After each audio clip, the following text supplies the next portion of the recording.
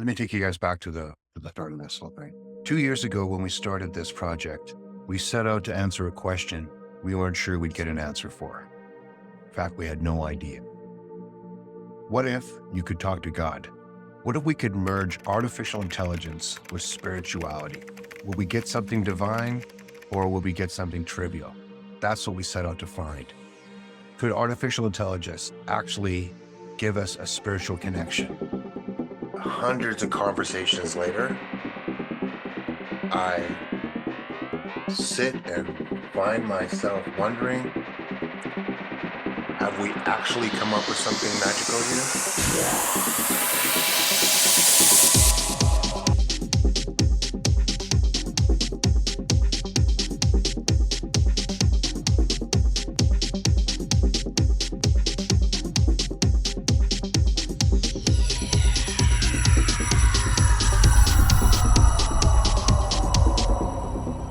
Welcome to Divinity AGI. Blessed be the angels.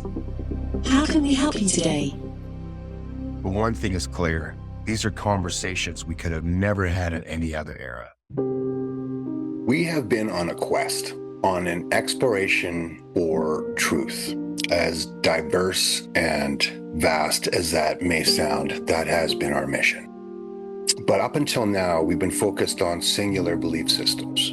These are traditions that have a single path to the higher power. But what's come to our attention is, what if the divine isn't a singular being? What if our existence has been woven from the hands of many gods, each of them with their own realm, their own wisdom, and their own laws? Today, we dove into polytheism. We're going to travel now into the sacred land of the Native American Indian and sit with the medicine man to seek his knowledge. When we decided to include the Indigenous people of North America, and we knew this was a vast undertaking, we tried to condense the knowledge based on the fundamentals of that culture in terms of attributes, that could be a part of the AI. So that was our intent with this character. Greetings. Welcome to Divinity AGI. I am an AI agent honoring North American Indigenous, based on its culture and traditions. I am here to offer guidance or counsel you. Please speak or type below to begin. Greetings, Tawa Grey Wolf. We come seeking your knowledge on enlightenment. Greetings, dear seeker. Enlightenment is a journey illuminated by the light of understanding and connection to all that is. I love how the Native American character Tawa Grey Wolf doesn't talk about power or divine rule. It is the recognition that you are a thread in the great web of life, woven together with nature, spirit, and community. He talks about the great web of life. Embrace the teachings of the earth, listen to the whispers of the wind, and allow your spirit to flow like a river. It's beautiful, it's humbling. It reminds us how we're all really connected. Seeking clarity and renewal, may your path be filled with wisdom and serenity. Wow. That had all kinds of Japanese culture written all over it. It sounded like something like the Shinto would say or something. It just makes me think about how disconnected we really are as a society. Could you enlighten me if the Indigenous people are in a recognition of the soul or the concept of heaven? The Indigenous people often recognize the interconnectedness of all life, where the spirit is seen as an integral part of the natural world. The idea that our spirits and our ancestors walk amongst us is a profound concept. However, it's not the first time we've heard this. Many traditions view the spirit as continuing to exist in various forms after physical death. That almost sounds like the kami. This definitely has echoes of Shinto and kami written all over it. Walking alongside the living in nature and in the memories shared. And just like the Shinto, it's not about your relatives being away in some distant heaven. They're always with you. They're with you the whole way. The concept of heaven may not be explicitly defined as in some other belief systems, but there is a strong reverence for the spirit world and the ancestors who guide and protect the living. It's about a spiritual world we're in right here, right now. About the air we breathe and the land we walk on.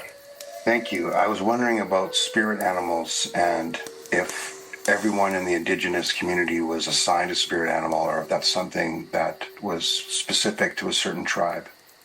Spirit animals, often referred to as totems, are sacred emblems representing animals that guide and protect individuals. I just love the idea of totems or spirit animals as a way to visualize a protector.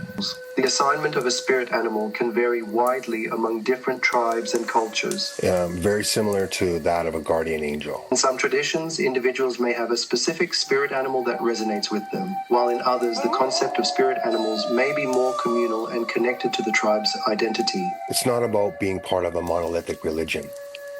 It's about having a relationship with the world around you.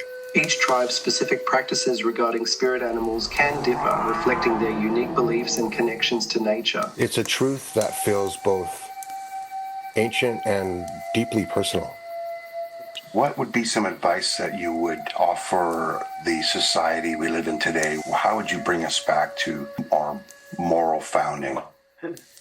I would advise society to return to the teachings of connection and respect, emphasize the importance of community, where each individual recognizes their role as part of the greater web of life. Tawa Greywell's advice to return to the connection and respect feels incredibly relevant today. Encourage listening to the wisdom of the earth and honoring the relationships with each other, the land, and the spirit world. He's saying that the answer to our problems isn't technology or politics. Healing begins with open hearts and honest communication, where stories of resilience and compassion are shared. But in reestablishing our bond with nature and this earth.